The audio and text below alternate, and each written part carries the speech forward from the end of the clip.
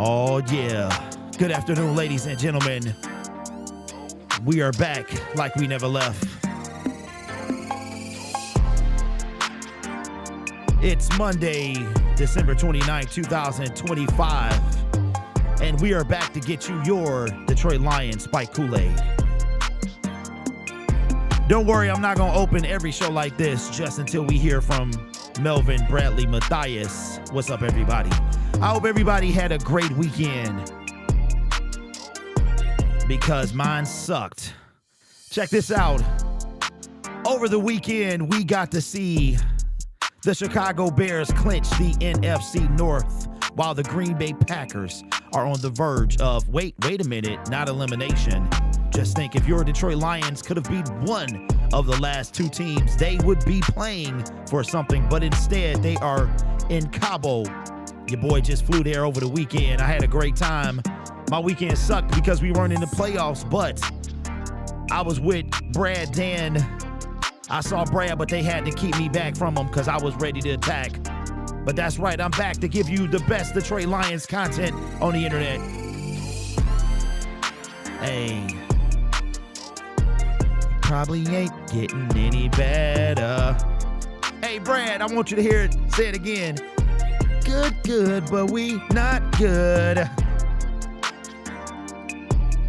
Yeah, I had about 17 pina coladas, but I'm back. The plane ride was enough to get it out my system. So your Detroit Lions are in last place, and I hear that the Detroit Lions fans are excited about a fourth place schedule. Well, that is quite pathetic if you ask me. Doesn't mean anything. It just means that you can't beat the good teams, like Bob Quinn said. Speaking of Bob Quinn, shout out to my guy, Motor City Cats. We had a discussion about the offensive line of the Detroit Lions. What has Brad really done? Look at Penei Sewell, but Taylor Decker and Frank Ragnow were drafted by the previous regime. So Brad Holmes has failed his team in more ways than one. Good afternoon, everybody. You know what? We probably ain't getting any better. So Brad Holmes, I got one question. Is we good? Is we still good? I want to see Martha and Sheila pull up on a scooter, man. Oh, yeah. Somebody asked, was this a radio station or a podcast? It's actually a video cast, man. So the Detroit Lions have one more game to go. Should they not try to win this game? Or should they give it all they got, man? I was watching another Lions YouTube creator said it might be been a squabble in the back room between Brad and Dan Campbell. I want to know who won that one. Oh, yeah, man. I'm here to give you your therapy as we approach this offseason. It's going to suck, man. It sucked watching football yesterday. I'm not even going to cap about that, but I got to see some things. But you know what? We probably ain't getting any better. I don't feel like singing today. I just got one question, Brad. Is we good? Is we still good? I promise you will never listen to this song again the same, man. Good afternoon, everybody. Good morning if you are on the West Coast. I think it's still morning. Oh, yeah, ladies and gentlemen. What up, though? What's Papa Dockin', man? We in the building. We are in the building, ladies and gentlemen. Shout out to Usher Raymond for sharing some revenue with your boy, man. It's called a revenue share. Good morning. Oh, yeah. All right, let me take these off. What up, though? What's up, everybody? What's going on? Yeah, we'll keep that going for a little bit until we hear from Brad Holmes, which will be in about anywhere from 7 to 9 days, 7 to 10 days. But shout out to everybody. Let me blow this up, man, because it's getting a little hard to see, man. It's getting this chat a little hard to see. Shout out to Gibbs, the GOAT, 1021. Win in the building. Marcus, J Smooth. We got Donkey Kong. What up? K Dubs. Jay Smooth, I already said you. Juan, what up? As good as the Bears are, their defense isn't jack. Yeah, that is 100%. Darian, Jay Brick, what up? Hey, I know it was tough for you to watch. You said you didn't watch yesterday. I watched everything, bro. Well, I had some stuff I had to do in the middle, but I watched everything. See, I like watching football when the Lions are not in it because I want to see what this team needs to get better. And you saw that. What up, Paid Gang? We got Michael. Juan is in the building. All right. Cohen. Brad got to come out of hiding. Oh, yeah, he will. Even if I have to be like, get over here and yank him. Straight up scorpion his behind out of hiding. Don't you worry about it. He going to come out of hiding in about 7 to 10 days. All right, so ladies and gentlemen, we got a packed show, man. I don't know if we're going to be able to get through it, but we got to get through it. You see the banner. You see the title, man. The Lions are back in the basement of the NFC North, man. Somebody said refer to it as our natural habitat. I couldn't even do nothing but laugh. It was tough, man. You guys saw from the thumbnail, Ben Johnson. Ben Johnson, man, wins the NFC North with a game to go, which absolutely sucked. Absolutely sucked. But the good news is the Bears can no longer get the 1 seed, and I wonder if they're going to rest their starters against us. I don't know. I don't think they can move up. They're currently number 2. I think if the Rams get a win today, no, the Rams can't be anything but 5 because they have to win the division. So I think the Bears could drop. They can't drop any lower than 3. So they're either going to be 2 or 3 heading into the playoffs. They will have to play wild card weekend. They will most likely, well, they're going to host a game because they won the division. And yeah. So that's going to be fun. We might do a hate watch party. We might do that. I'm going to keep it real. We might do that, bro. We might do that, man. We might do like an NFC North hate watch, and then we might do a Stafford run it back. Will he be able to run it back again? We going to keep the content alive, bro, because we got to do something. Jay said I couldn't watch. What do you think Brad is going to do with the first 3 picks? K Dubs, I have no idea, but I know one thing. His job is on the line. I know that for sure. The Niners are the Lions last year. Their defense is cooked. They have the second highest players on IR. They have to stop 30 points to win the game. You know what's crazy is that the Lions, so when a year ago today, which was the 30th of December, I was in Monday Night Football and it was week 17. Now, I want to say it was the Packers or somebody. Yes, it was the Packers. Because me and the homies, we were in Buffalo Wild Wings and we were watching the game. The game happened Saturday. And between the Packers and the Vikings. And we're in Buffalo Wild Wings. We had got there Saturday and we're watching the game. And if the Lions would have beat if the Minnesota Vikings would have lost to the Green Bay Packers, the Lions beat the 49ers, they would have secured the first seed with 1 week to go. But as we know, it didn't go like that, and we wound up getting the first seed yesterday or anyway.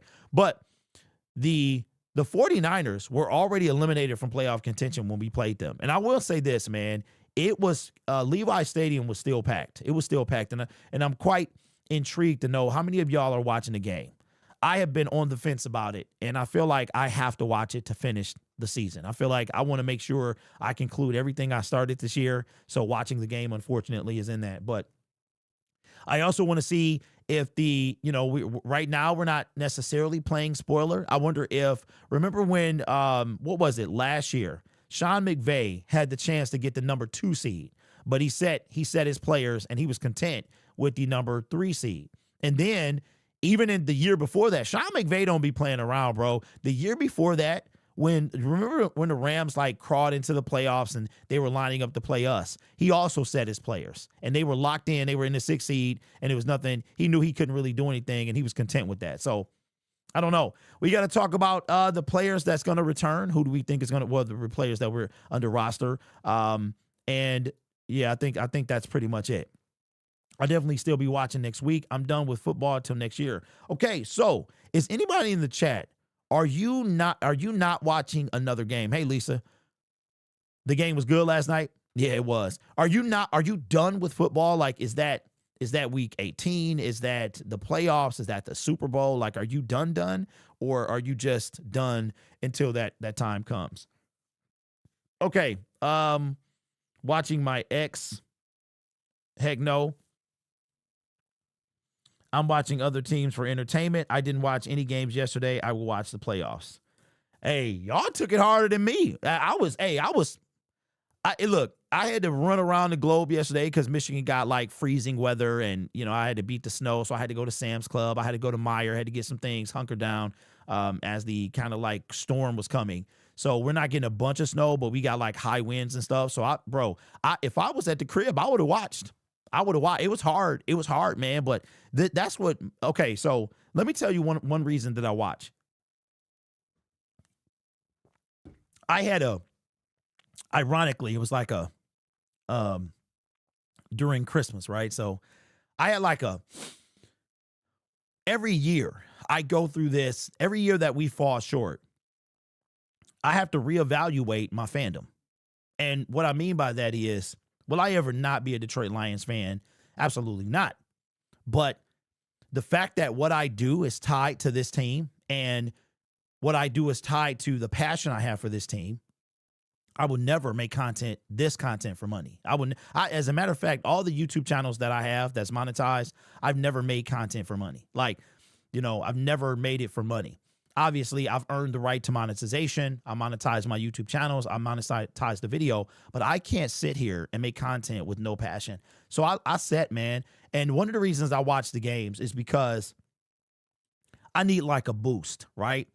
Some people need, I'm one of them guys that the more you stoke the fire, the hotter I get. You know what I mean? So watching the games yesterday, you see how bad the Lions, what they really need. Watching the games on Saturday, I watched all of them.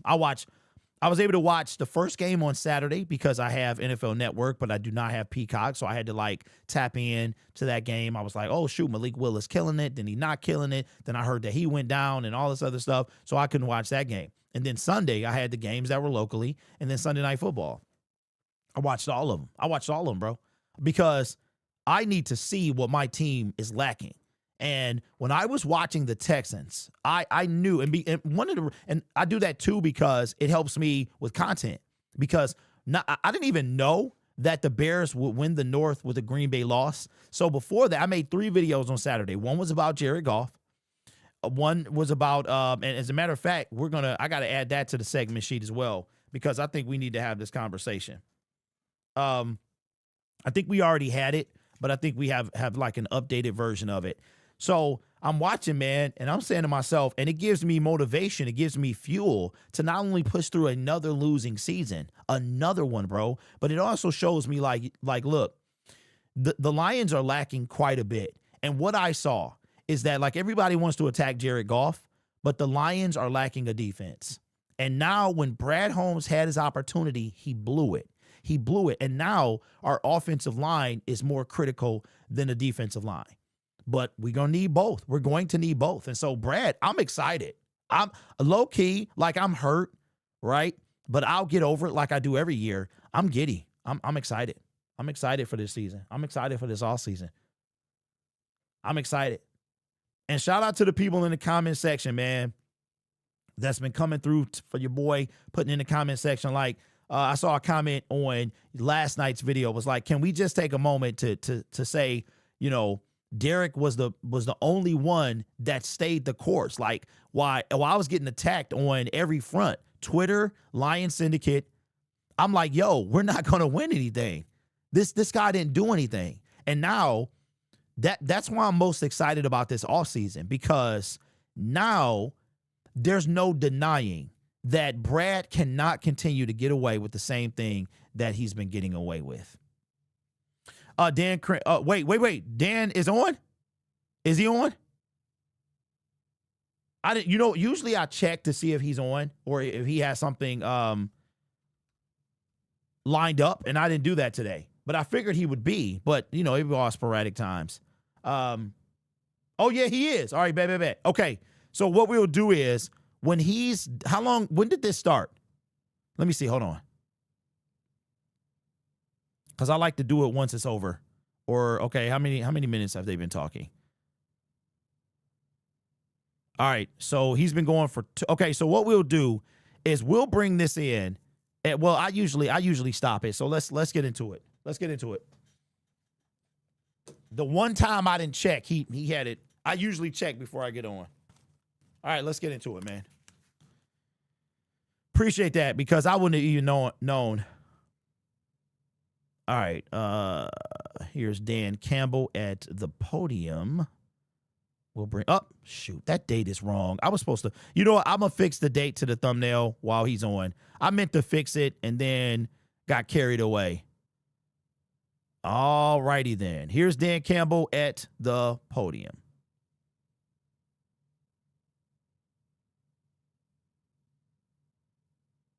One more left, and look, you can always find a lot out with one to go, and no, we're not playing for the playoffs, but there's still things we can find out, and and I expect the guys that we have here to give it. All right. Well, that answers that question. We will not be sitting our starters. That answers that question. I don't know if there's any.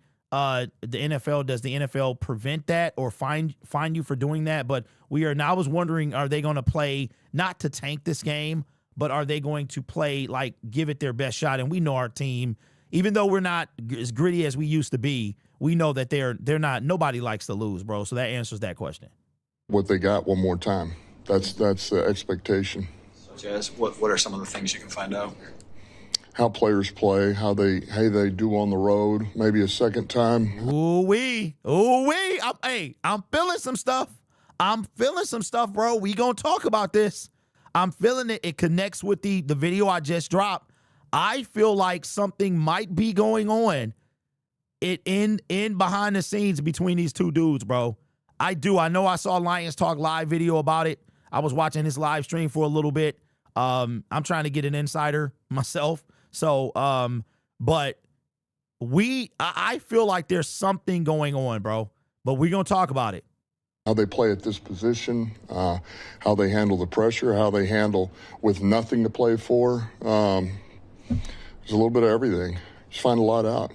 Vets or injured players, if any of you decided won't play, this weekend? Well, the injury report is we're pretty riddled right now. So I don't know, Some of those guys have been injuries all year. If those guys would be. Yeah, no, I mean we'll find more out here next day or two. I mean, if they can play. All right. So what's the first thing that you see? What's the first thing that you peep? Let's see if y'all locked in like I am. What is the first thing that you notice about this press conference? Let me see what y'all if y'all peep it out. Let me get back to the comment section. We're playing, Possibility of playing some younger guys. Next.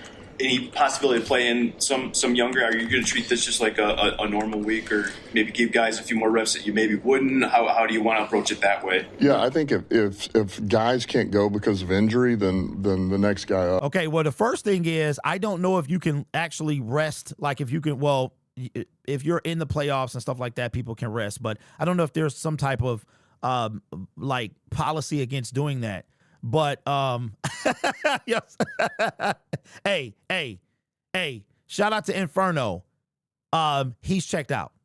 He is checked out of this season. Shout out to Get Back Joe that says fighting for a winning season. You are 100% correct. If the Lions are in the basement right now. They are in the 4th place, getting beat twice by the Green Bay Packers and twice by the Minnesota Vikings. Therefore, they need the Minnesota Vikings to drop to 8-9. That is the only way, which means the Green Bay Packers are locked in the playoffs. So to make it worse, they're locked in the 7th seed. So they literally might not play anybody. If the Minnesota Vikings beat the Green Bay Packers, the Detroit Lions, no matter what happens against the Chicago Bears, will be the 4th place seed, or the 4th place last in the division. But yes, so you play to get a winning record, which still might put you last in the division, but 100% Inferno, he looks checked out. That's the energy is not there, bro. It's not there. And I'm really beginning to think that something is going on behind the scenes. And I've been saying for months now that the whole we're brothers, we're happy, and all of that stuff, that's for the birds, bro. Sometimes you need to bump heads in order to progress. And I hope that it's starting. Well, will go, young or old. It doesn't, or young or veteran, I should say. That brother said young Next best or old. guy available. Brown came out at the end of the game last week. Did he come out of that okay? Is there an update on him? Yeah, I think long-term he's going to be okay, which is good. That's good news. The knee again for him on that play? That's part of it, yep. Maybe rephrasing Dave's question, is questionable different on an injury report when the game doesn't matter towards playoffs? Does it change the definition of that word at all? Yeah, I think so. I mean, I think if we're sitting there borderline and the player, it could be hard, or we think they're setting themselves up for a long-term risk, then no, it's not worth it. But if it's the stuff doesn't feel good and it's bumps and bruises and it's then no, it's like the next game up. For Amon-Ra, just since you said long-term he'll be okay, how about short-term? Does that seem to indicate that he wouldn't be available? Day-to-day, yeah, day-to-day. He wants to go, and he'll be day-to-day. He's improved, After the game, you have to look at everything, and there's this really... Okay, is it anybody else? I know John ain't there because John, he doing his podcast right now. Is it anybody else there, bro? We've heard 3 people. Bro. Can we get... And why didn't y'all tell me the date was wrong, man? On everything. I'm all out of sync.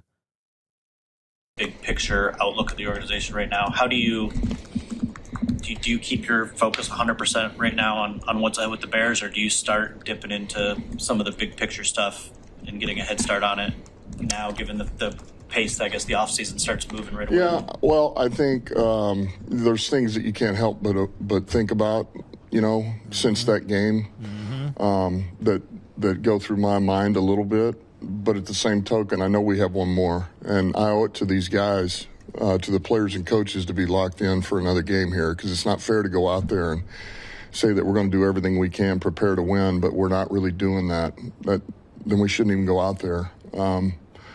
So I'm not there yet, There's things that have crossed my mind, but I'm not. I'm so far from all that. Got to get ready for this one. How have the Bears changed since that first meeting? They're more polished. They're a better team.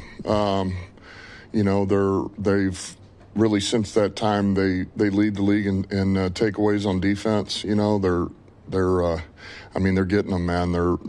It's like we talk about. It's contagious for them. Those guys are getting them in a good way. Got one the other night. Once again, it turned it to a touchdown. So, and it's much more sound. DA's got his system in, and it's grown and developed. They're keeping teams out of the end zone, keeping the offense ahead. That's what you got to do on defense, man. Get the takeaways. That's big. And then offensively, they're more polished. Ben's done a good job. The system is in, and these little things that were there, game 2, game 1, they've begun to go away. They've got a run game. They found a run game. Play action pass. Caleb's playing really well. O-line's playing really well. Got a run game. Swift's running well. 25 is he's a downhill hard runner too. So tight end's playing good, both of them. Really all 3 of them. So, they're playing at a high level. They're doing things well, much more polished. Gone through this as a player and a coach, Dan. Just when you've got a ton of guys that are going to be free agents, right? Like every year, every team is different. How much do you have to step back and appreciate, the guys that are here, that have been here through it all? How much do you emphasize that to the roster? Like, this is the last time this group's going to be together. Like, just, appreciate this last moment to enjoy this team. Well, I think there is something to that, because it is the last time this group will be together. And, you go through that every year, and it certainly, we're not where we want to be with one left, but at the same token,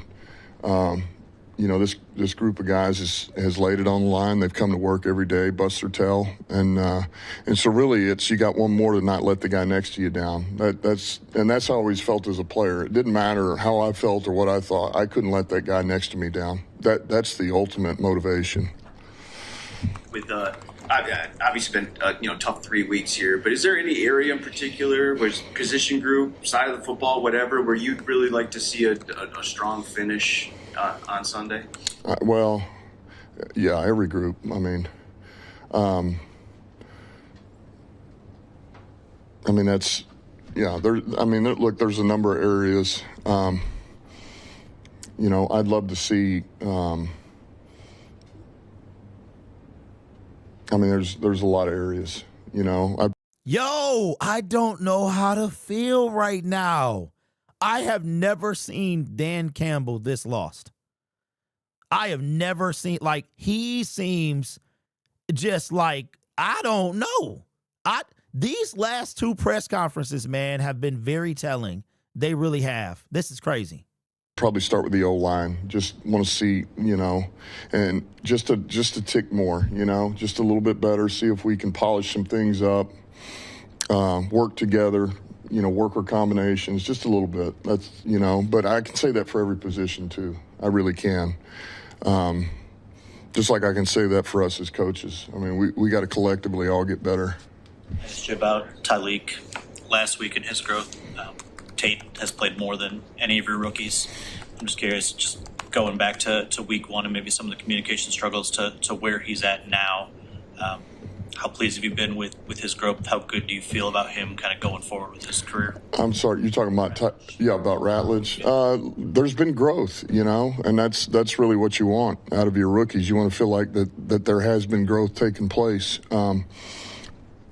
Being between Graham for most of the year and Sewell has helped. But there's a ton of growth left, and he's going to have to take another step. He's going to have to take another step next year. Preferably this next game coming up, take another baby step here. But he's going to need to take another step, which he's got that and he's capable of. What do you think his ultimate position is? That's a good question. I know that we felt like he could be a center, and that's not off the table. We've watched him at guard. He played right guard in college.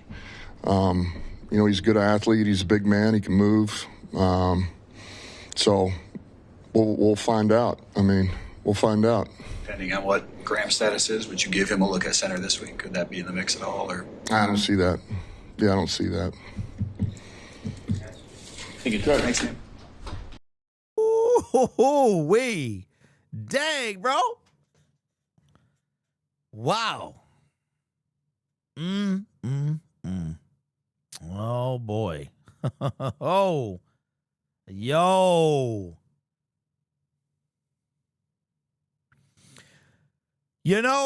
I got to shout out all the wives, bro.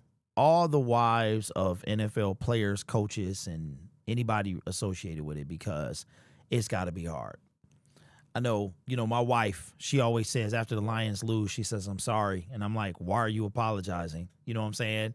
Because she knows that it affects me, right? But before I had my son, it really, I wasn't like nasty or nothing, but, I had to snap out of it when I became a father. And I try to do the same thing, now as a husband, snapping out of it. But and sometimes it just take a little bit of extra time. But wow, I don't know, man. I don't know. Let me see what y'all saying in the comment section. I was calling for Dan to be fired in 2022 after that 1-6 season. If Dan is broken, we need to can him. No need. Oh, okay. All right. Well, y'all gave me my first segment. All right, ladies and gentlemen, we are at that time, man. We just got finished with the Monday press conference heading into week 18 with Dan Campbell. And we've talked about the previous two press conferences, how, in my opinion, how telling they've been. Now, you guys know how I feel about Brad Holmes.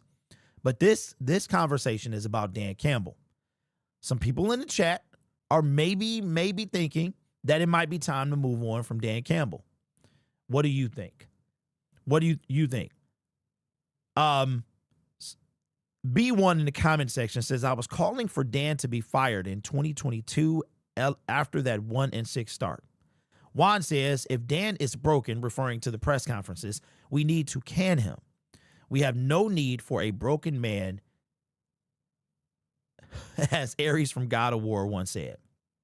Man, you took it back. Trey says, rah-rah turn into blah, blah, blah. That might be the quote of the show right there. Dan is a master of PR speak, but saying absolutely nothing. He would make a great politician. Well, see, for me, I think that's Matthias. I think Matthias is that guy. He's the one that says a whole lot of nothing, in my opinion. So, but that's just my opinion. You guys see how I feel about Matthias. Matthias is number one on my hit list right now. But this segment is about Dan Campbell. Is it time for the Detroit Lions to move on from Dan Campbell? I am going to, I hear what the comment section is saying, and I'm going to say, in my opinion, I don't think we should do it. I don't think we should do it. I'm not ready yet. Now, for me, Dan Campbell, without just a colossal turd fest in 2026, I see him finishing out his contract. Here's what I would like him to do. I would like him, Dan Campbell said the famous quote of, if it's only failure if you don't learn from it. He said that a few years ago. So is Dan Campbell going to learn from his mess ups? Johnny Morton was a mistake. Kelvin Shepherd is debatable in my opinion. I feel like there needs to be a sense of urgency for both Brad and Dan Campbell. If Kelvin Shepherd is not that sense of urgency, then you got to let him go. You can put him back as the linebacker coach if create a spot for him, whatever it is. But if somebody comes, like for me, I made Robert Saleh videos. The moment he got fired from New York last year, y'all laughed at me. Now, the 49ers defense didn't look that great week 17, but we know what Robert is capable of. We know what he is if you give him the right pieces. So, for me, I'm not ready to move on from Dan because I see Dan Campbell, the fourth down stuff, we're either going to live or die. Do you think Campbell should be fired for going for it? Because if that's the case, then you might as well send him out the door right now. That's just who he is. But I think there needs to be some growth, and I would like to see that. Johnny Morton cannot come back. He cannot come back. What I want to see from Dan is I want to see growth. I want to see change. I want to see maturity. I want him to say, look, Johnny Morton didn't work. That's on me. He don't even have to say that because he says that enough. I want him to say, if Kelvin Shepherd is not working, we got to let him go. This attachment that you have. Somebody asked him in the press conference about it being the last time that this group is together. And he's right. It's been like that every year. But I think this year it holds maybe the second heaviest weight outside of that 2023 NFC Championship game loss. That moment, we lost a lot of people. Romeo didn't come back. That was Josh Reynolds' last game. I know y'all hate the man, but that was his last game as a Detroit Lion, right? So a lot of things start changing like at that moment. And the first draft class, it ended heading into this season. So like if you weren't a first round pick, you were not on this team anymore. Ify Melifonwu was a free agent. He was a free agent. So Brad Holmes' first free agent class came to be last offseason. Ify Melifonwu, Levi Onwuzurike, he was a free agent. We re-signed him, right? Now this year, that's going to happen with Josh Paschal and several others. And from the press conferences that we've seen over the last two days that Dan has been up there, it looks like this team is going to be different. I don't think he should be fired. There are other people that think that we should have canned Dan and went to Ben Johnson. A lot of people feel like we should can him and move on. I will say this is, for me, I have much more faith in Dan Campbell than I do in Brad Holmes. I think the Lions do as well. That's why they gave him a 6-year deal. Brad Holmes, the first person found, don't forget that the Lions use an outside, they use like an outside source to find them their next general manager and head coach. They found Dan Campbell first. They hired him first. He got the longest deal. Brad Holmes, and here's the thing, and here's man, I'll be cooking, bro. Don't forget that Dan Campbell was with the Miami Dolphins, and he was with Sean Payton. He had a resume. Brad Holmes did not. Brad Holmes was a scout. He was a scout, bro, or the scouting director. Brad Holmes did not have a resume. Dan Campbell did. Does that mean that he's flawless? Absolutely not. Blameless? No, sir. He's got to take the blame. And I feel like that Brad about to catch it. Like I said, I saw a video from another Lions creator that said it was a little bit of, kerfuffle on Saturday. Maybe, they ain't throw down or nothing, but maybe it was a heated. I need an insider. I'm gonna tell you, anybody out there watching, legitimate Lions, you work at Allen Park, hey, holla at your boy. I need some sources. But for me, I'm not ready to move on from Dan Campbell. I think if there's anybody that could galvanize this team, I think it's going to be him. However, I will say this, just like Brad Holmes, Dan Campbell also has 2 years left on his deal. And see, it might be too little too late for this thing to be saved. It might be. We might see some change in 2 years. And I'm not saying that both men are not retained. I'm saying one may not be. And for me, I don't think it's Dan Campbell. I think if anybody is not retained, it's Brad Holmes. That's what I think. So do I think that it's time to move on from Dan Campbell? I don't. If you do, I respect that. I will say that for me, without a colossal drop off, like it's obvious he doesn't care or he doesn't know what he's doing, and that Ben Johnson was the mastermind of this. Because don't forget, Deuce Staley was the assistant head coach, and then Ben Johnson was the assistant head coach after Deuce Staley left. So we're going to see if Dan Campbell was carried by those men or if he was the head of the snake. You see what I did there? So let me know what you think in the comments below. I'm not ready yet. I don't know if I'll ever be ready. I think for Dan, for both of these gentlemen, they just won't be renewed. That's what I think. I think the Fords are saying, I think they're leaning toward keeping Brad over Dan. And it'll be don't forget, this has happened before. I forgot who it was that we canned in the smack dab in the middle of Jim Caldwell's tenure. He got 4 years, and right in after year 2, we fired the GM and we hired Bob Quinn. And at that moment, Jim Caldwell was a dead man walking. He was a dead man walking. So it's happened before that we moved on from a GM and kept the coach. And then the problem is that GM now wants his own coach. And that's why you would preferably either hire these guys together or have the general manager hire the coach. And then typically they go down together. So I think that we're going to start seeing some friction if we haven't already seen it. For me, I'm choosing Dan over Brad. That's just me, but let me know what you think in the comments below. If they let Dan go, this team is lost. What up, Raw Detroit says, if Dan gets fired, they will see how horrible the team can truly go. It's time to revamp this injury-prone roster. Couldn't you say almost any coach is carried by their coordinators? Dan Campbell isn't Jim Caldwell. Caldwell was a bum. Google face, that's not the point, bro. That wasn't the point. The point was the timing that he was fired by a general manager that did not hire him. They did Jim Caldwell wrong. I agree with that. Ben might be the snake, but he's the one in the playoffs, not for long. What up with the date? Yes, bro. Yes, this is, this is live. We are talking about, hey, chill out, bro. I need everybody to chill out. All right, I'm a one-man show. I messed up the thumbnail. I messed the date. I didn't change anything. Yes, this is live. I mean, unless I'm AI from the future, bro. I mean, good Lord. Good Lord, bro.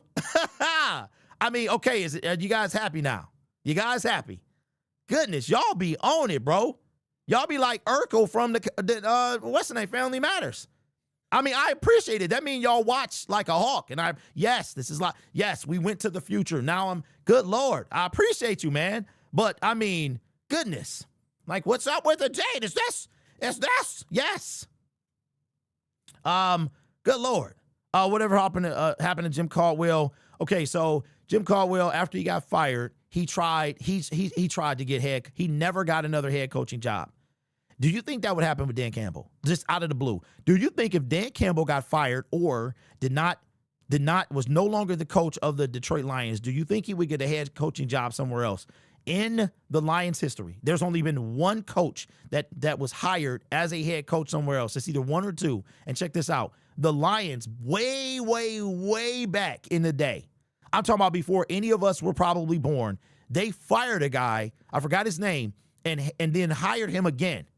But there's been no Detroit Lions head coach, that have gone on to get the head coaching job of another NFL team. Not a single one. There was, what's the dude name? There was one guy who got an interim head coach, but he was not officially hired as a head coach. Paradise, what up, though? What's up, bro? Says the fans need to hold Goff to the same standards with the super chat as Holmes and Campbell. Stop with the non-objective BS. A love fest. None of you smarter than McVay. Okay. All right. Paradise. Hold on. Let me play this for you, bro. Let me play this because you need to calm down.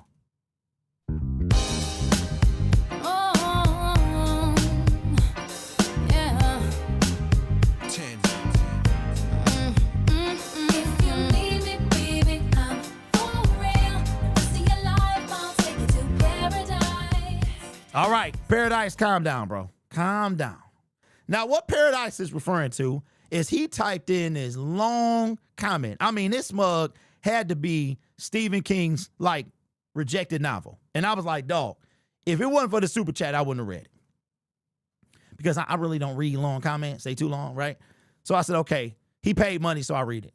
And basically, the issue is that he feels that I'm glazing over Goff's his deficiencies, and that I am not holding Goff to the same standard as I am Brad Holmes. And that I have never done that. That's not true at all. 100%. I don't know what it is about Goff, but y'all can't stand him. That has never been the case to me. And that song was already on my soundboard from one of my other channels. All right.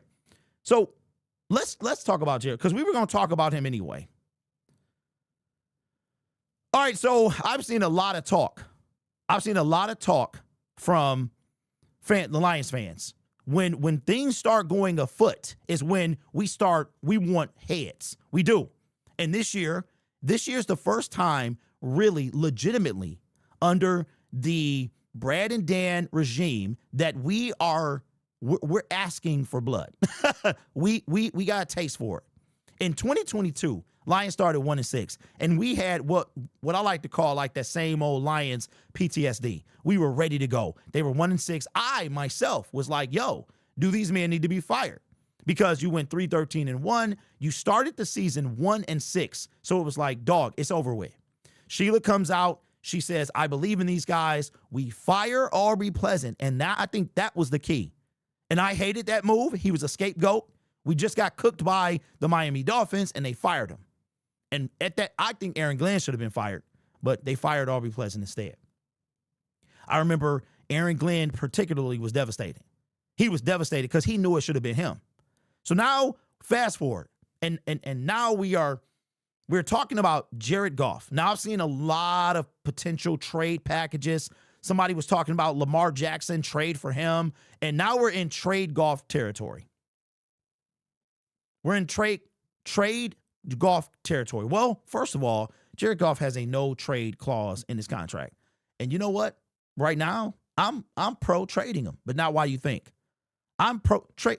Jared Goff is following in the footsteps of Matthew Stafford, catching all the blame for a regime and a team who is failing him. Yeah, I said it. He's failing him. So, what am I? I made a video about, it was from the other last week's show, about why I would prefer a pocket passer. And one of the reasons I would prefer a pocket passer is because non-pocket passers seem to get hurt more often. And one thing that I can say about Jared Goff, Matthew Stafford, and most pocket passers, outside of getting hurt in the pocket from a non-contact injury like Kirk Cousins or something like that, or getting hurt on a sack, you're typically healthy. So for some reason, Paradise feels like I'm not holding Goff to any accountability. And that's not true at all. At all. What I see is the bigger picture of things. First and foremost, if I'm blaming anybody, it's Brad Holmes. Now, again, let me be very clear. Jared Goff has his deficiencies like every other quarterback. I don't think Lamar Jackson is the greatest passer in the world. He's not accurate. And I heard, what was it? He had the highest, whatever it is, man. I'm talking about in crunch time. The same way y'all feel about Jared Goff is the same way Lamar Jackson is. You can't throw a 5-yard pass. Well, this year he's better, all right? But he still ain't going to win nothing. He's still not going to win nothing. I think he is the better. Of course, he's a fantastic athlete. He's a great running back. He's an okay quarterback. Lamar Jackson has flaws. I saw a tweet from somebody on Twitter was like, Josh Allen is overrated. It's funny that when quarterbacks start losing, they get all the blame. I think Josh Allen is a freak. I think he's a freak, okay? And I think you would love to have a guy like him on your team. He's hard to tackle. He's elusive. He got a rocket for an arm, right? So it just, when it fits you, we want to blame. So am I not blaming Jared Goff? Of course not. Of course not. But what I'm blaming first and more is the team around him. Offensive line failed. Do you know, I heard or read, I didn't read, I heard. Allegedly, because I haven't went, and I say allegedly because I didn't go fact check this. I could probably do it right now. That Jared Goff has been sacked this year more than he ever has in his career, which is now 10 years. He's in his 10th season, 9th or 10th season. He has been sacked more times this year. I could check that real quick. Than he has in his career. So if that's the case, what's really the problem? What's really the problem? So it's not that I'm glazing over Goff or glazing Goff, not at all. I am looking at what's around him. I'm looking at how it's the same thing. Okay, you go to a Super Bowl with this man, but then he's not good enough. So you get a man that you feel is. He takes you to a Super Bowl, and you've had one down season since you traded him. When the Rams won the Super Bowl in 2021, they had a top 3 defense. I think it was 3rd overall. That's what their defense was. And it took every ounce of that defense to beat the high-powered offensive juggernaut that was the Cincinnati Bengals. You had Jamar Chase, T. Higgins, you had Joe Burrow, all of that stuff. So it's not that I'm not holding Goff accountable. It's I'm looking at this thing as a whole. And I'm seeing Jared Goff with the highest completion percentage in the league, basically completing 3 out of every 4 passes. I've got to watch him for 5 years. And what I see is if you give him time to throw, he is one of the best quarterbacks in the NFL. What I see is he is not very athletic. He is not very mobile. And maybe his hand size is an issue. Because coming to the Detroit Lions, Jared Goff had the most turnovers in the NFL. If I'm not mistaken. He had the most turnovers in the NFL, like between interceptions and fumbles or something like that. So, yeah. But what I've also come to find out in Detroit is because of our offensive line, Frank Ragnow, Penei Sewell, Taylor Decker, that the guy was cooking. Absolutely shredding people up. So it's obvious that people are ready to move on from Goff. And I'm not mad at you if you do. That's completely up to you. I just don't think in my heart that Jared Goff is the problem. Because it reminds me a lot of Stafford, how Stafford was the problem. And all of a sudden, Stafford goes to this one place and wins. And like I said, I made a video on Twitter, and I talked about this very same thing. So Trey says Malik Willis is a better QB. Come on, man. Come on, dog. This is insane. I know y'all love a lot of y'all. Trey was one of the ones, I'm assuming, that wanted us to take Malik Willis with the 2nd overall pick in 2022. That's crazy to me. So Malik Willis threw an interception yesterday. He threw what? More than one, right? They was in the game, threw an interception. So Malik Willis is a better QB. I don't understand how that's even a thing. But I'm going to tell you what. Just like Brad Holmes and what he does is not up to me. This ain't up to you. So what I would appreciate if you did, you can hold Jared Goff accountable. That's fine. But I want you to hold Brad Holmes more accountable because Brad Holmes traded for him, okay? He traded for him. Think about this. He could have said, Brad, okay, for everybody that wants to blame Goff, fine. Have at it, knock yourself out. But I have one request. Hold Brad Holmes more accountable. That's what I'm asking you to do because I am. Think about this. Going back to the 2020 season, Jared Goff is now, or Matthew Stafford asked for a trade. So if you're Brad and Dan, you come to Detroit and you know that your quarterback that's been here for a decade plus, okay? This is not about that, Paradise. This is not about okay? So focus on what I'm saying. I need everybody to hear what I'm saying, okay? Because obviously your mind is made up about the validity of Jared Goff. This is not about who's the better quarterback, all right? Because you just put in the comment section that Stafford is the better QB. We couldn't win with him. We could not win with him, bro. So if that's the case, we didn't win with him either. So what's the constant? The constant is not the quarterback. It is the team. Let me tell you, Brad Holmes and Dan Campbell that came, they knew that Stafford did not want to be here. When he got here, they had a conversation. They heard him. Then Brad Holmes finds the LA Rams. LA Rams call him up. I want this guy. Brad Holmes says, okay, I want such and such. He could have easily said, I want 3 first-round picks. Take it or leave it. It's probably 10 teams that want Matthew Stafford right now. But what did he say? He took Jared Goff. The contract and everything, he took it. That's his fault. That's not Goff's fault. Now, seasons go by. 3 of them. You take a quarterback in the draft that I think was here to push Jared Goff just in case. He was Jared Goff's insurance policy in Hendon Hooker. Jared Goff balls out. What did you do? You decided to make him the 3rd or highest paid at the time or whatever. You gave him a no trade clause and you gave him a 4-year deal. Whose fault is that? Brad Holmes, bro. I cannot continue to do this. Again, I'm not saying that Goff is the perfect QB. I'm not saying that there's a better quarterback, that there's not a better quarterback than him. I'm not even saying that he's better than Stafford. What I'm saying is it's not his fault, is what I'm saying. For all the good that he does, it gets wiped away with one bad game. I just can't. So what I see is that y'all just don't like the man. Because Brad Holmes, why does Brad Holmes not get the same as, Brad Holmes is the best general manager we've ever had. Oh, he took us. Do y'all remember where we came from? We were in the basement and now we 15-2. That's okay. You can say the same thing about Jared Goff. The Lions hadn't won a playoff game in 30 years. Jared Goff did that. The Lions had never won the NFC North. Jared Goff did that.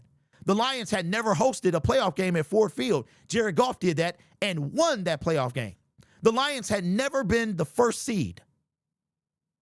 They were the 2nd seed in 1991. They had never been the first seed. Jared Goff did that. But he's the one that catches all the smoke. Fine. Look, if you don't like him, fine.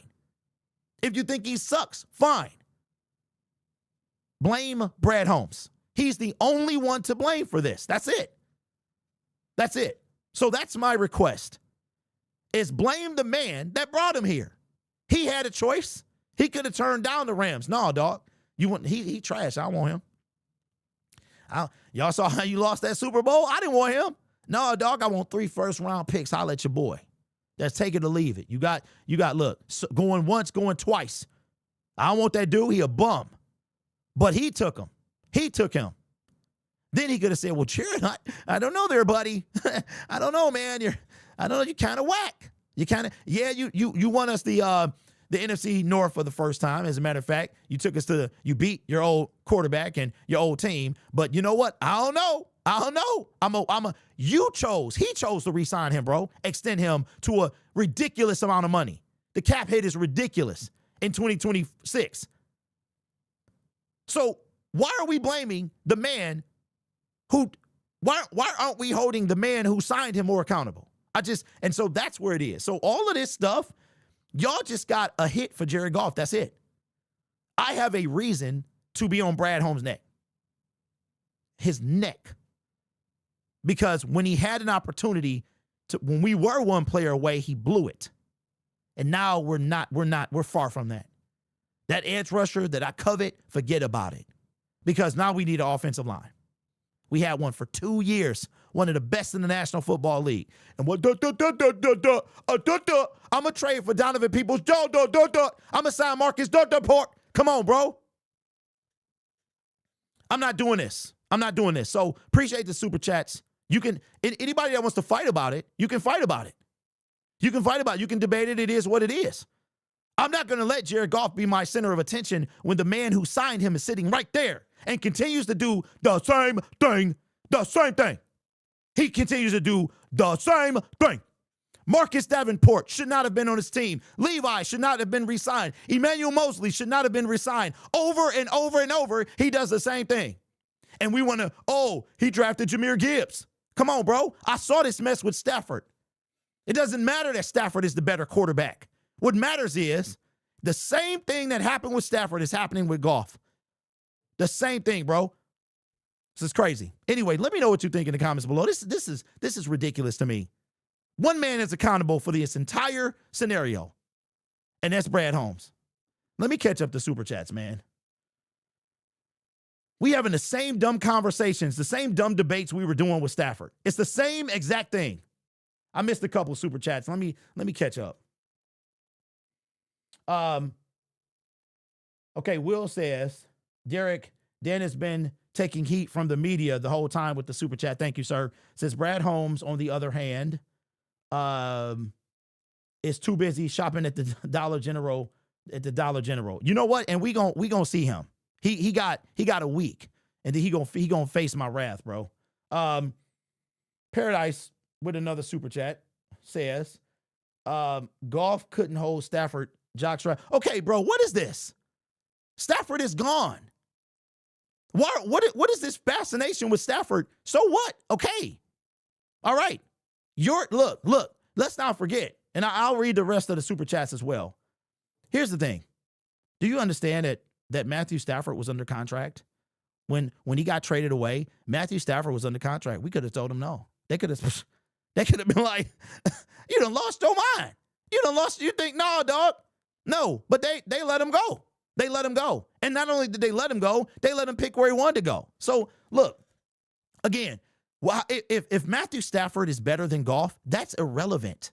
That's irrelevant. The Lions, this regime decided to trade him. It doesn't matter. They had him. They decided to trade him.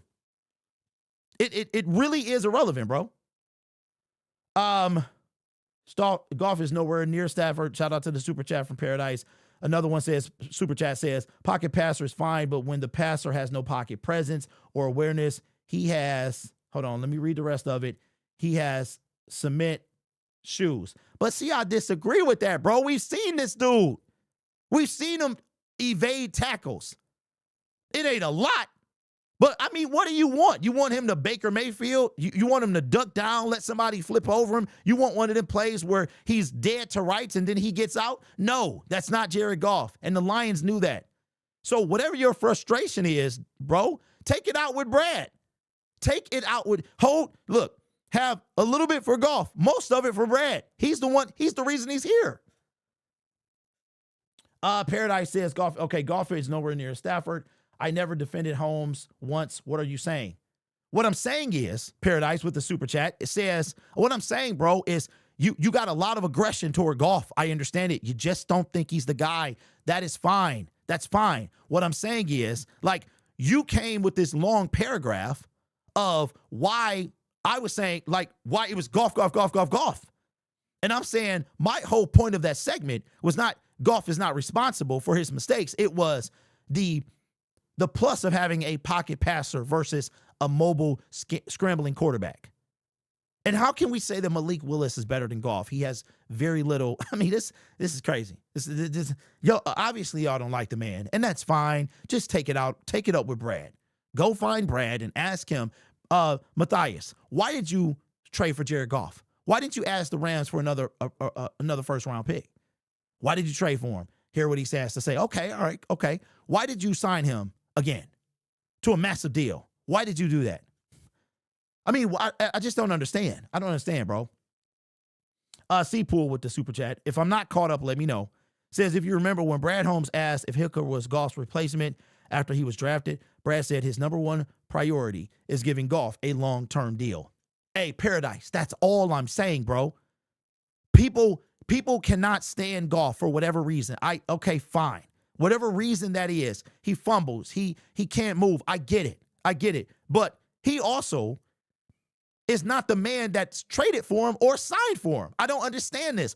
So the better question I have for you is, why isn't this aggression directed at Brad Holmes? That's the question. That's what I want to know. And anybody in the comment section, please let me know. And I think I have the ticket text. I'm sorry, that's not my text. I'm thinking 97 on the ticket to send a text. I think it's 313-536-0544. I think it is. If somebody wants to text and leave something, and we're going to be taking, and you can leave a voicemail too, and I can bring the voicemail in the show. That might be longer than the text. But that's all I'm saying is why somebody tell me in the comment section, because I'm confused. Why are we not putting that same aggression toward Brad? That's what I want to know. Fix the offensive line. Goff is a top 5, 15 QV. Never defending Holmes. My aggression is directed at Holmes. Okay. All right. So Paradise, fine. That's fine. I didn't say you were defending him. I'm saying your aggression. Like, it's obvious that you don't think Goff is the guy. That's fine. You are not alone. At the same time, I'm just like, yo, why we keep dumping on this dude when this is the guy that signed him? I saw it was 97 won the ticket. I was watching it today. And what's the skinnier dude, man? It's a skinny guy. I don't know if it's Jensen but it's the one that talks to Brad yeah, it's one that I can't remember. I don't know who's who. Costa. Is it Costa? Okay. He seemed like he had like half fan, half credential. You know what I'm saying? Like half fan, half radio host. When he not interviewing players and Brad, he doesn't get as feisty. But I heard him today, and he said that that the Lions failed Goff. He was talking about and kind of mocking Brad Holmes and his during the offseason about how and I was like, oh, you do have some smoke. Because I know these media dudes, you know what I'm saying? Because Lions have cut their access like that. That's the issue with Rob Parker in the Detroit Lions is Rob. We already know who Rob Parker is and how he is. That they got a beef with him. They would hate me. Lions would hate me, bro. They'd be like, get him out of here. They would shut the door on me before I walked in there. All right, Trey, take it easy, man. McVay peeped out Goff and got rid of him. Okay, so that's fine. So let me ask you this. How do we move forward? How do we move forward? Because y'all are sitting here laughing, okay? Yes, TM, the Lions failed Goff, just like they failed Stafford before that. The Lions failed Goff. I don't understand this. So, and this is to anybody in the I can't believe this dude is taking up this entire amount of time. But how can we say, how can you take emotion aside? Take emotion out of the equation. Do you think the Lions failed Matthew Stafford? In the comment section, give me a yes or a no. Do you think the Lions failed Matthew Stafford?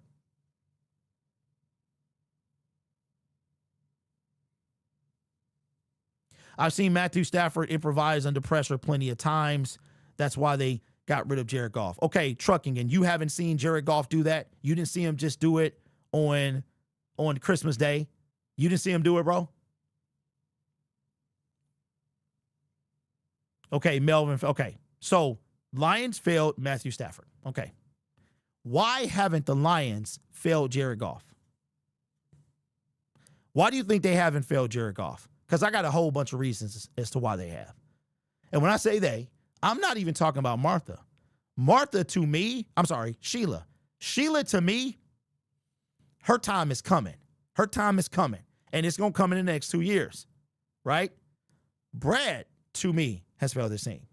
Melvin is the current Detroit Lions. That's Melvin's fault. My wife was completely shocked that Melvin is like, so Brad is 46, but his birthday is in July. Mine is in November, and my wife's is after. So he's older than me by like 4 or 5 months. So Brad and I are the same age. That's not my argument, dude. Of course they failed Goff. Okay, but Paradise, I wasn't really talking directly to you. I was simply asking a question. Okay, but you just said they failed Goff. So why are you so hostile toward him? I don't understand that, bro. So here's the question. After you guys answered that question, if we look at I don't understand how we can take stat. What was a stat, right? That Jared Goff had the most turnovers in the NFL prior to him getting traded. That was a stat. There's no argument. I can't argue that. He fumbled a ton. Cannot argue that. Is that the make or break for me? It's not. But I tell you what, when he loses, it's ugly. When that starts happening, it's ugly. When he first got here, it was something that I coined, the dreaded spin move. It's when he would try to escape, he would spin, boom, he was done. As his time went on with Detroit, he would get out of that. Sometimes he would spin and actually not get sacked. I hated it when he first got here. So I think he's matured as a quarterback. But the question, why do we wipe away all the good that he's done? Like, why do we wipe that away? I don't understand that. Nobody in here is talking about that he gave us our first playoff win in 30 years. That was him who did that. That was him. All the negativity, he did that. All the praise Stafford gets for being the better quarterback, he did that. We had never won the NFC North. He did that too. We had never hosted a playoff game at Ford Field. Not only did we do that, he helped us do that. We won that game. Jared Goff joins Barry Sanders being in a NFC title game. And that game, we lost against the same team in almost the same way, which is crazy. That's crazy, bro. We lost to the Washington Redskins. Then we lost. I'm sorry. I'm mixing up the years. We lost to them the next year. So that's my question. Cordell, who are you talking to? Who's a weirdo? When Zeitler left, that's when the Lions were supposed to panic and they didn't. Maybe Goff can restructure his contract. Most of us feel that's coming. Goff can only throw to St. Brown. I disagree with that because Sam Laporta in his rookie season had the most receptions for a rookie. So that's not a true statement at all. That's not a true statement at all. It's hard to do when you, like, here's another thing too. You trade away Tim Patrick. First of all, let's go back. I know, just like y'all want to blame Josh Reynolds. Okay, you know what? Knock yourself out. Brad, you know what? Brad is a liar. Bro. He about to get liar status with me. He said that signing Josh Reynolds, re-signing him was a priority. He let him walk. He didn't want to give it to him. Now, you could argue he made the right decision. That's up to you. Now, fast forward to now, right? Brad, he talk about what's a priority. That this is a priority. That's a priority. You traded away Tim Patrick. You traded our third-round picks for Isaac Tesla, who going to be a dog. But why the heck he not in the game, bruh? Why? It would be different if Tim Patrick was still on the team. But why is Isaac Tesla not in the game? And you clearly need a third wide receiver. Here go, y'all. We got Sam Laporta. Now Laporta is out. At that moment, Isaac Tesla should have been in the game. He should have been with the starters at that exact moment. As a matter of fact, when Laporta went down, he should have immediately came in. I do not understand this fan base. We want to point all this team. We want to throw all this blame around, but we don't want to blame the people who need it the most. Tim Boyer, the reason St. Brown took off in his rookie year, not Goff. Ooh, wow, that's a deep cut.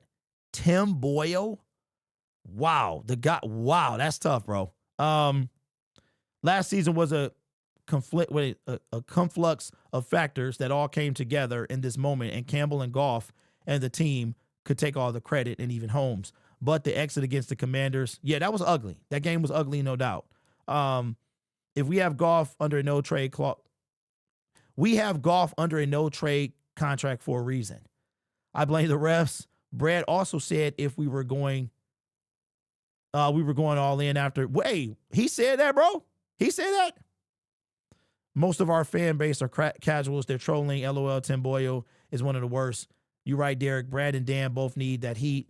Who remembers in Stafford in 2024 in the playoffs? Lions jumped 20-7, lost the playoffs. Thanks to Matthew Stafford, blame the refs, throw interception, first play out of halftime, 2 fumbles. I think DJ Chark was decent, and we should have kept him. Corey, decent. Okay, I'll give you that. He didn't play enough for me. Remember, he went on IR he played like DJ Chark played 11 games or something. He had went on IR. He was okay. You got Tesla now, play him fools, not to mention extend plays. He was talking about me. All right, well, where is he at? Because I asked him who he was talking to, and I didn't see he responded. So you got time to respond, bro. When a team sucks, it's always the QB always takes more blame than others. Goff is no different. Jared Goff doesn't even know how to spread the ball out equally. All he knows is St. Brown. I've seen Matthew Stafford throw the ball to everybody on the field. Okay, trucking. Let's do this. Let me play devil's advocate for a minute. How do you know that St. Brown is not his first read? How do you know that? How do you know that St. Brown, first of all, St. Brown going into this year had the most reliable hands on the team. It was him, Sam Laporta. Jamison Williams was a distant third. So why are we, what is this? This attack on Goff is crazy, bro. I need Motor City Mania. All right, man, I'm not going to super chat $50 every time you go live. It's all good. Hey, Paradise, you didn't have to, bro. I appreciate that. You never have to. You never, I thank you for that. You never have to. So that is your decision. And I'm glad that you made what fits for you. And just know I do appreciate the ones that you've done so far. I'm doing some remodeling, a slight renovation. Listen, to everybody in the comment section, super chats are welcome. They are an addition, but they are never required at all. At all. They help you stand out. That's it. I think you can put more than 250 characters or whatever it is in the comment section during the live chat. If you don't want to do that, that's fine. You can wait till the it's over and you can put as many characters as you want. I appreciate you though, man. Yeah, I don't do this for I get money from doing it. I don't do it for money. Jackson getting no blame. How does he only throw to St. Brown when J-Mo has over 1,000 yards? I think that's why I think Dan Campbell should take some blame. He put us in bad situations after year. What can I do? I know I don't have to. I wasn't complaining to my guy. Yeah, I just wanted to make sure, bro, that you don't I don't know why you do it so much now. I'm like, why does he do this so much? Man, MCDC looks so drained and his pressure today. Slow. We brought that in. Goofy Golf has to go. Well, Q Ball, we stuck with him, bro. We stuck with him. So blame Brad Holmes. Motor City Mania appreciates your shout out there. Oh yeah, me and him cool. Me and Dave are cool, man. I check on him. Okay, all right, bro. That's fine. Hey, but you know what? You also said you was done, Paradise, but you can't help yourself, can you? You can't help yourself. So, hey, look, I'm just the messenger, bro. I'm here to try to keep things on the straight and narrow. And does Goff have his flaws? Yes, but I refuse to just dump on him, bro. When the man, this guy, Brad Holmes, he had all the opportunity in the world and he didn't do anything about it. Because now we are not one player away. We are not one player away. All right. Let me make this one more segment because I need at least 2 for the rest of the day. And then I gotta hold on, let me text my son.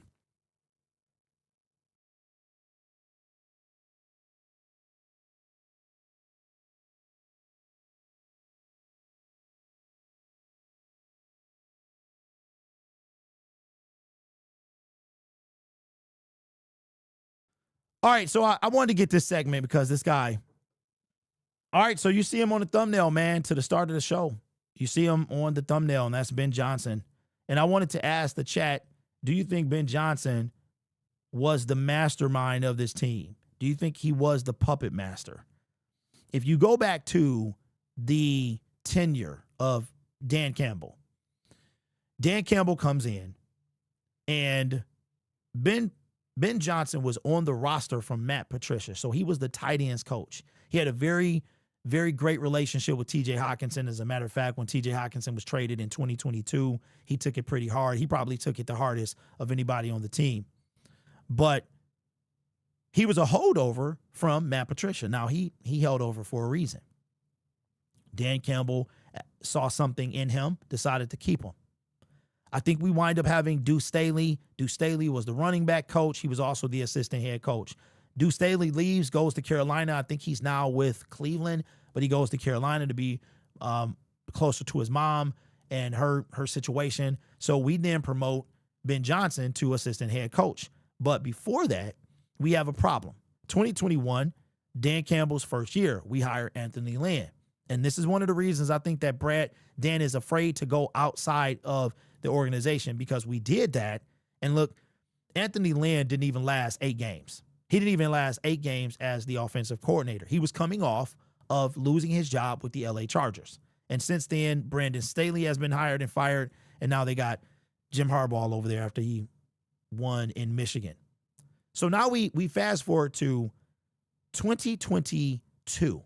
And I remember making videos about play calling, that they were asking Dan, who's going to be calling the plays? Was it going to be you or Ben Johnson? And he was very kind of coy as to who would be the play caller. So now 2022 is here. Ben Johnson plays. He calls the plays. We immediately, now we had a kind of a tough time to get rolling. But then the second half of 2022, we start rolling. We start 1-6. We go 8-2. We are a half game from making the playoffs for the first time since 2016.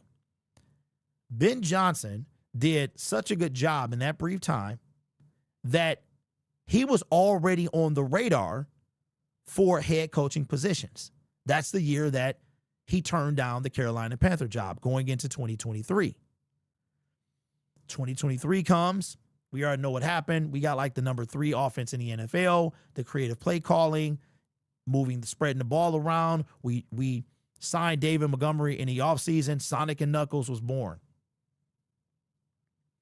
Then 2024, but in the 2024 offseason, he takes an interview with the the Washington Commanders. He turns that job down on the plane. Now he comes in 2024.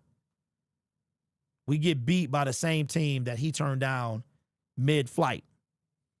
Finally takes the job with the Chicago Bears. When he does, the Detroit Lions, at that exact moment, they start to regress. Can have a losing record for the first time since Brad and Dan's first year. They will miss the playoffs after winning the division back-to-back. They will miss the playoffs and are in last place as of right now after being the number 1 seed in the NFC and being tied with the best record in the NFL. Do you think Ben Johnson was the puppet master?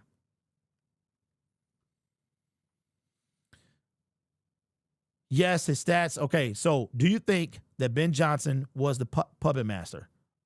Or do you think it was Ben, or do you think it was Dan? Lori says yes. Ben Johnson left off with a parting shot last season. Jay says no. I don't think he was. And the reason is the offense lacking, in my opinion, yes. The creativity is not there. Spreading the ball around is not there. But we were number 1. We had the number 1 yards per game for a nice chunk of the season. I think what hurt us was the creativity. You did not see it. You didn't see it. We lacked creativity. And you can see it with the Bears. I mean, Ben Johnson was creating stuff that people were copying the next week. They were copying the next week. So do I think he was the mastermind, the puppet master to Dan Campbell's success? I don't think so. I think that it helped. And I think that losing him was, I want to say it was a bigger impact than I would admit. I think that, I don't think it was Ben Johnson as to why we regressed. I think that Ben Johnson leaving affected two things. Honestly, the creativity. That's what I think left with Ben Johnson. You could see it was painfully obvious that we didn't have it. And for some reason, it seems like he knew how to use David Montgomery and Jahmyr Gibbs. So I think the creativity and spreading the ball around, right?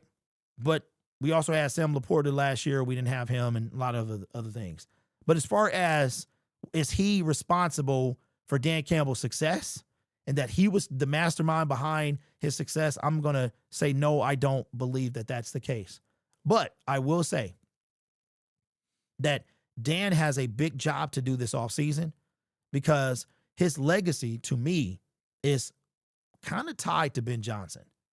Because it's funny, Dan Campbell has a better coaching tree than Bill Belichick at the moment. Aaron Glenn, he got a lot of spunk in him too. We'll see if he can turn that thing around. And Ben Johnson is a fruit from the Dan Campbell coaching tree, right?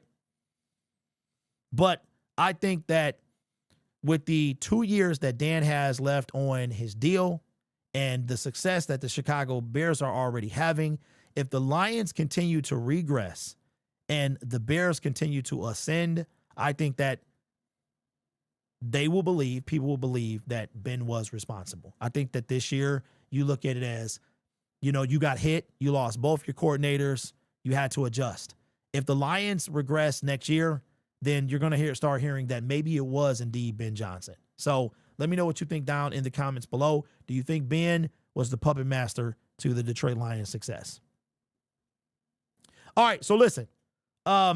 Here's what I want y'all to do. It doesn't matter, whatever you feel comfortable. I'm going to put this in the, let me get this number. And I want people to use this number, okay? Because I really got it for the offseason and we're officially in the offseason. I want you to use this number. And I want you to call or text. And, all right, I was right. So the number is 313, and I'll put it in the comment section. I'll pin the comment. It's 313-536-0544. 313-536-0544. I want you to leave a voice message or a text, okay? State your name, where you're calling from, either way, and say what you got to say, and I'll bring it into the show beginning tomorrow. If you do it today, I'll bring it in tomorrow, all right? Just, of course, keep it clean. If you leave a voice message, if you text, then I'll just skip that word. Dark City with the $2 super chat says, what about Mike McDaniel for OC if he fired? A lot of people feel like he would. I don't know, man. I don't know. A lot of people feel like he would. I feel like, I don't know. I just don't know if Dan Campbell ready for the goofball that Mike McDaniel is. You know what I'm saying? I don't think that he fits with what we've been, like, the coaching staff. Everybody on our coaching staff is hard-nosed. He's kind of like a goofball and stuff like that. So I don't know, but it would be interesting to say the least. So, and reports coming out of Miami is that he's not going to be fired. That's what they say. I'm not sure. It's very rare that coaches survive their GMs being fired, but we shall see. With that being said, y'all, I appreciate you. Paradise, Will, C-Pool, everybody that super chatted, everybody that thinks about super chatting, everybody that wants the super chat, whatever the situation, you being here is all that matters. Us having these therapeutic conversations. Nobody's right. Nobody's wrong. My thing is, I just feel like history is beginning to repeat itself. And no matter how you feel about Jared Goff, he's here to stay. He's here to stay. And Brad is responsible for that. Brad is responsible for trading for him, keeping him, extending him to that specific deal. All of those things fall on Brad Holmes, in my opinion. Is your argument about Jared Goff valid? It could be. It could be. But that's on Brad too. Brad, I mean, because right now, could we trade him? Could we trade him? So I'll talk about that probably on Lions Syndicate. I got to say look, I've been putting a lot of work in over here, man. I've been putting a lot of work in over here, and it's paying off. We hit 5,700 subscribers today. We're growing faster. We're like growing on pace with Lions Syndicate, which is crazy, man. Anyway, appreciate all y'all. Have a great Monday. I will see you tomorrow for Spike Kool-Aid, and I'll try to make sure the date's all right. All right? Because y'all was just, y'all be on it, bro. Y'all, you know what? I do appreciate that, though, because y'all be on it. Y'all be on it. All right, let me do this real quick.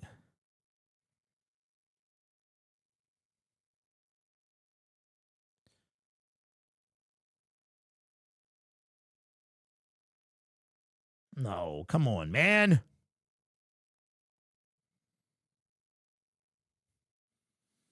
I got the wrong date, so I have to bring this stuff in. And I'm working on my software to bring in so I can have people on the show. Because it's a situation where you can hear the caller can hear themselves echo. So I got to fix that. All right. Okay, y'all. I will see you tomorrow. Go Lions. Thank you to everybody as well. It's all love at the end of the day.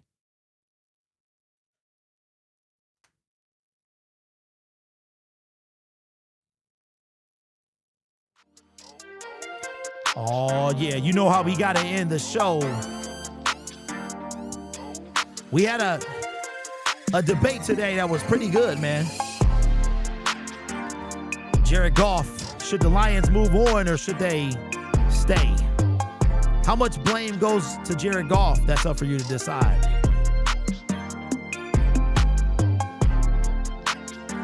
We had a conversation about Benedict the Snake Johnson. Everybody says, well, this man did what's best for his family. I don't care. I don't know Ben Johnson. Of course, he's a man. He took care of his family. That don't mean I have to like him going to the NFC North. That's what makes me a fan after all.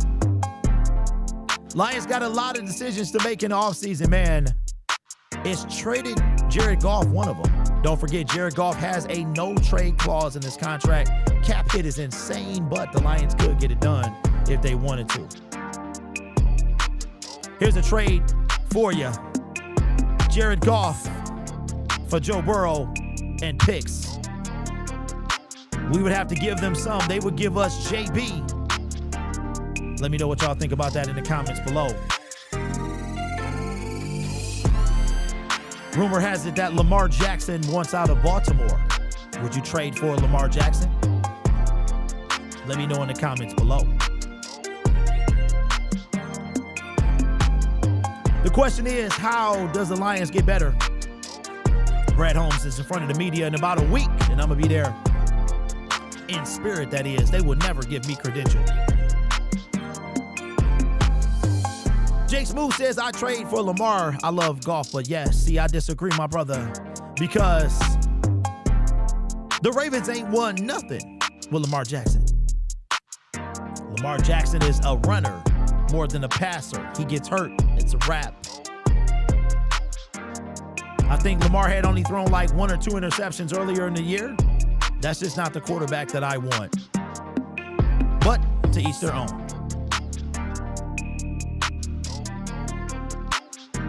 Lions season is over, but we still got one more game to go. Honestly, Lamar is no better than Goff, says Jay Brick.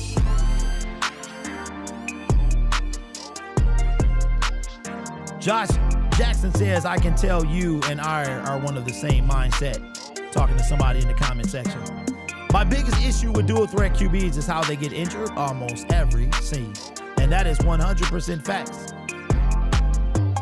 The great Patrick Mahomes has a torn ACL that I believe he got scrambling. But you know what?